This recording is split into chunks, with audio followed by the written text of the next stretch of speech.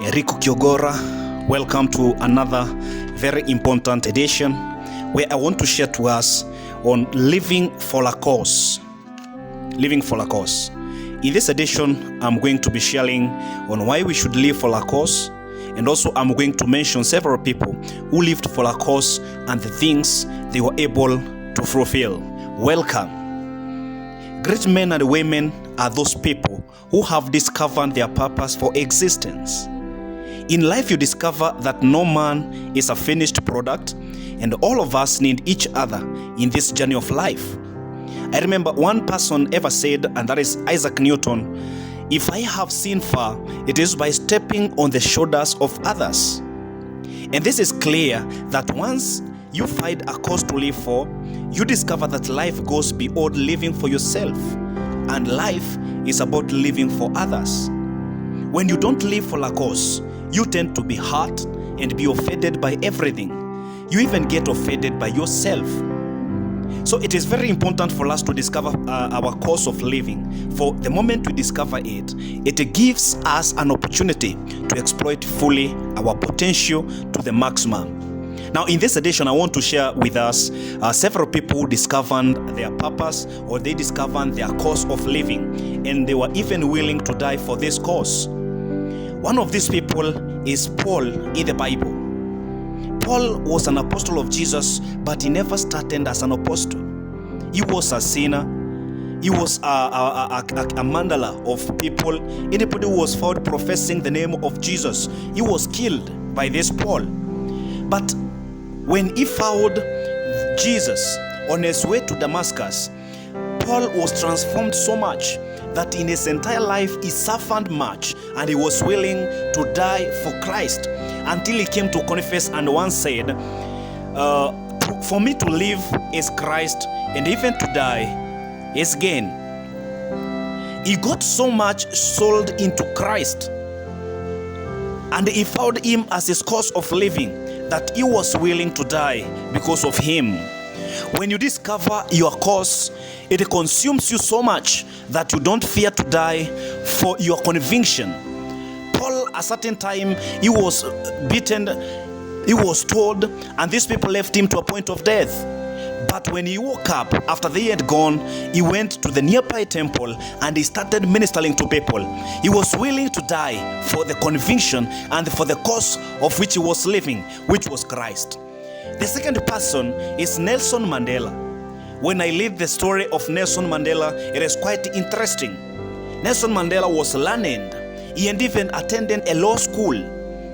But with all this and having an opportunity of even securing the best points and even the best employments, he refused all this and he chose to die for his country. Nelson Mandela went to prison, and he was in prison for 27 years. And when he came out of the prison, these are the ones that he said. He said, "Never judge me by how I look, but judge me by how many times I have fallen and risen up again." This is a man who was so much sold and was so much convicted that the cause for his existence was not only him and was not about his family alone, but it was about his country and even his people. He was willing to die for this conviction. The third person who found the cause for his existence is Polycarp. Polycarp was a believer of Christ, and during his time they were told anybody found professing this name, they are going to be killed. And he was taken before the council, and he was told,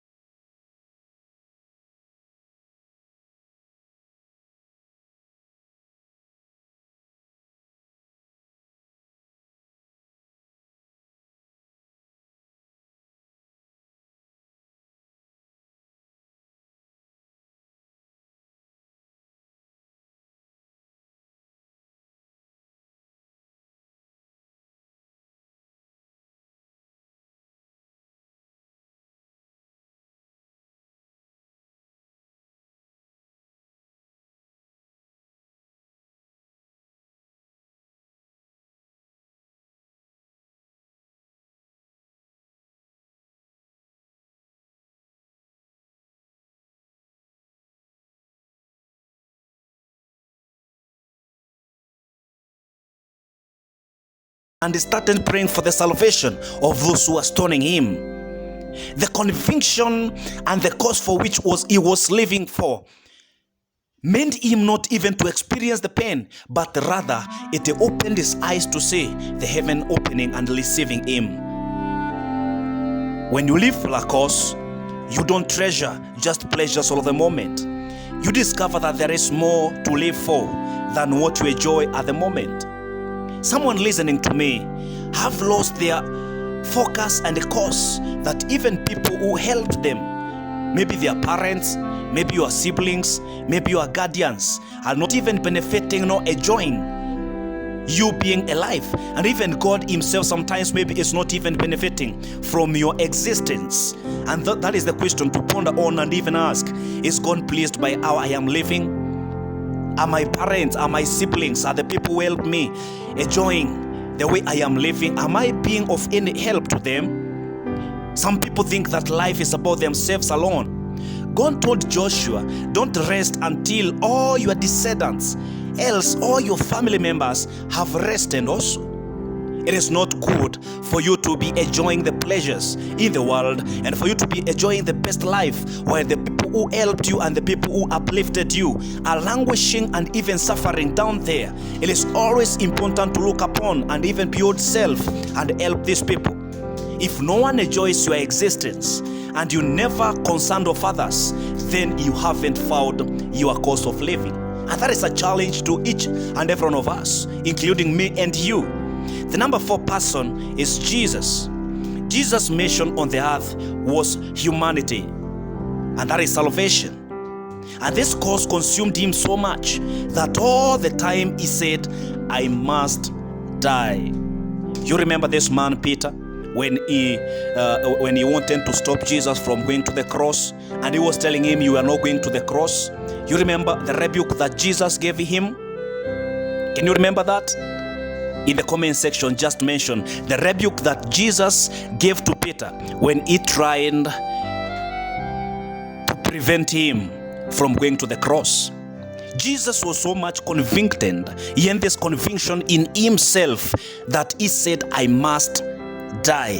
And this death was not just an ordinary death, it was death on the cross. And after he had gone to the cross and accomplishing his mission and his cause, these are the ones that he said, it is finished. What do you understand by these ones? It is finished. I want to tell you today, you are boasting in life. You are boasting in life. It does not lie on what you have against what others have. But your boasting in life is on what you have accomplished in comparison to what you are supposed to accomplish. You don't boast because you have accomplished more than others. You don't boast because you have accumulated more wealth than others. You don't boast because you are more wealthy than other people. But you boast on the accomplishment that you have accomplished to humanity compared to what you should have accomplished. So I beseech you today, stop comparing or competing with others and start working towards accomplishing your cause. And your cause is simple. As Christians, our cause of living is quite very simple, and it is to live for Christ and humanity, and we bettering ourselves more and more, knowing that our time here is very short, and that at the end, each one of you, I repeat that, at the end of this short time we have to live on the earth, we are going to give an for what we lived for. So I beseech you, as you have been listening to me, and those ones that I have spoken, living for a cause, challenge yourself and ask, what cause am I living for? Can I die for what I believe? Can I die for what I profess? Can you die for Jesus? If today you are torn to denounce him, if today you are torn to sell him, because some people have sold him, they have exchanged him for other things. Some have exchanged him for money. Some have exchanged him for fame. And even others have exchanged him for the pleasures of the moment. Are you one of those people? Are you living for the cause which you are called for? Are your family members benefiting from your existence, or they are languishing while you are enjoying all the pleasures of the world?